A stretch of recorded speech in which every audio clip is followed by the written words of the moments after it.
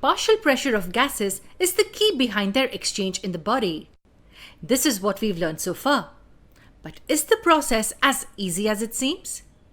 For us, from what we've studied so far, the process is simple. RBCs grab the oxygen that diffuses in the bloodstream from alveoli and pass it to the cells. Inversely, carbon dioxide gets in the RBCs to bind with the hemoglobin and gets transported to the lungs. But trust me, the processes are not that simple. Any idea how the binding takes place? How do the molecules bind to hemoglobin? What happens after the binding? And what happens when the bonds are broken to deliver the respective molecules at the respective sites? Let's answer all these queries in this video. Let's begin with what happens in the alveoli. Here, the partial pressure of oxygen is greater than that of carbon dioxide. Thus, the carbon dioxide molecules are made to leave the hemoglobin, and oxygen occupies the place. Each oxygen binds to the ion component, that is the hem group of the hemoglobin molecule. Thus, a single hemoglobin can usually carry 4 oxygen molecules. The binding of oxygen to hemoglobin helps in the formation of a complex called the oxyhemoglobin. But this complex formation is not very easy. Factors like temperature, hydrogen ion concentration, and also the concentration of carbon dioxide molecules around influence the binding of the oxygen. Along with this, there is one more factor that accounts for the binding.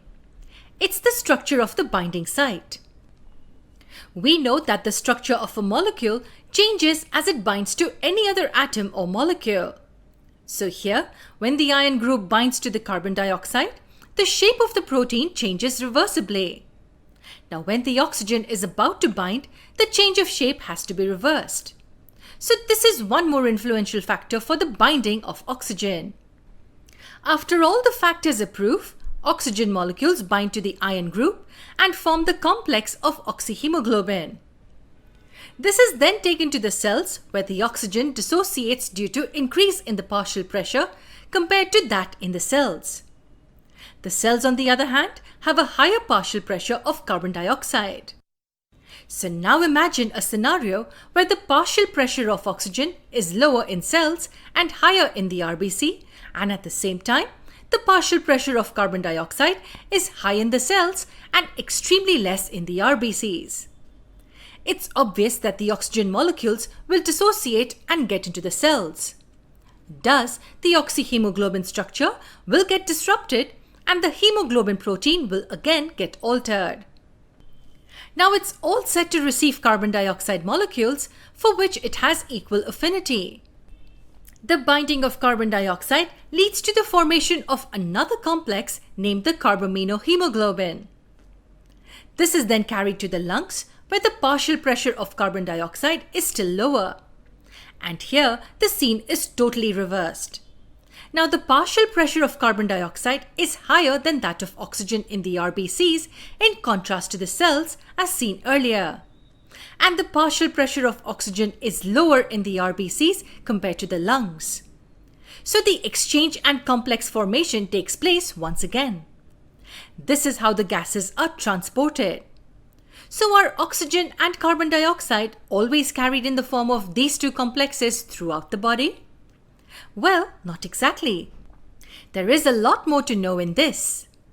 A lot of oxygen, approximately more than 95%, is transported by the RBCs. The remaining amount is transported by the plasma as oxygen dissolves in it easily. And the story of carbon dioxide is totally different. There is an interesting twist here. Hardly 20 to 23% of carbon dioxide is carried in the form of carbaminohemoglobin. Hold on, did I just say around 23% only? Then what about the remaining amount? How is so much of carbon dioxide transported then? Well, carbon dioxide is mainly transported through the plasma. This occurs in two forms. Around 7% is carried as dissolved solution in the plasma, and the remaining 70% is carried in the form of bicarbonate. The conversion of carbon dioxide into bicarbonates is carried out by the enzyme carbonic anhydrase. This enzyme converts carbon dioxide and water to give bicarbonates and hydrogen ions. And where does this happen? The conversion and the transport are all carried out in the RBC itself.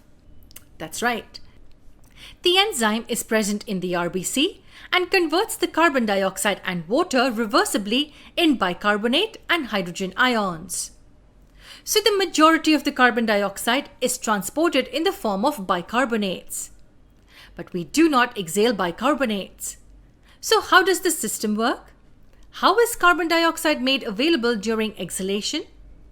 Well, the simple answer is reconversion. The bicarbonate and the hydrogen ion produced are converted back to carbon dioxide and water as the RBCs reach the alveoli. This is performed by the same enzyme carbonic anhydrase. In a nutshell, majority of oxygen is transported by binding to the hemoglobin protein. On the other hand, carbon dioxide is transported mostly in the form of bicarbonates in the RBCs, and the remaining in the form of carbaminohemoglobin in the RBC and dissolved carbon dioxide in the plasma. This is how transport of the two gases is carried out. Now, if we plot a graph of partial pressure of oxygen against the percent saturation of hemoglobin with oxygen, then a sigmoid curve is obtained. This is called the oxygen dissociation curve. And is this really very useful?